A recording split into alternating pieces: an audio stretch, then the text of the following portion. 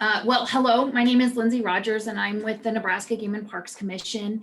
I am the division administrator for our Fish and Wildlife Education Division, which although we have lots of education at Game and Parks that's happening, our little team focuses really strictly on science literacy and the science education.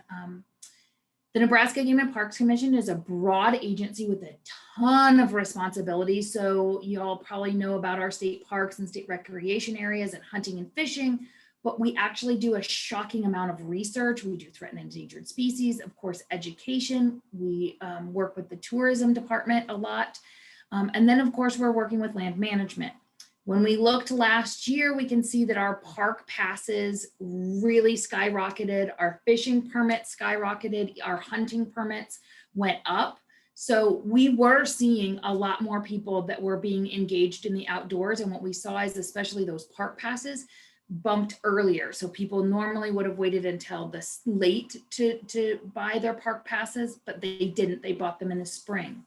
When it comes to our education programming, however, our educator workshops and our in-person presentations and programs and events went from doing a ton of them to none of them. So in 2019 in the green, we were doing a ton of stuff. We were running 9 ways and then it dropped off.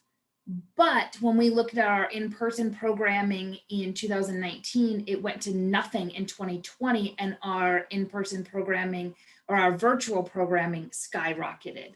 So we really just did this flip and we had talked about doing more virtual programming. So like Hannah mentioned, it was good to just have this, like, you have to go do it.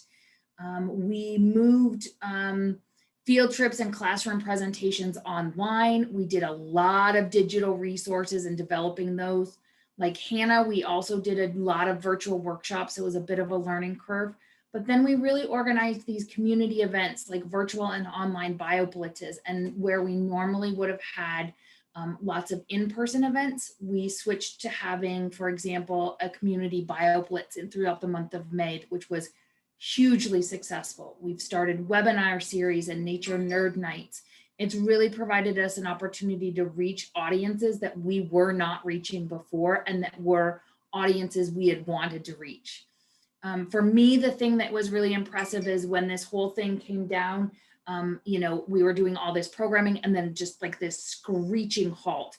And then just like every other organization, we scrambled, we got to get something. Everybody's desperate. And then we realized is that, no, actually parents are just as overwhelmed as we are and teachers are overwhelmed. So we kind of did this slow down, figure out what we want, and then move forward. And that's allowed us to really thrive in this community. I don't think we'll go back to doing 100% in person, but I don't think we'll always be 100% virtual. I think we'll probably do a little bit of both.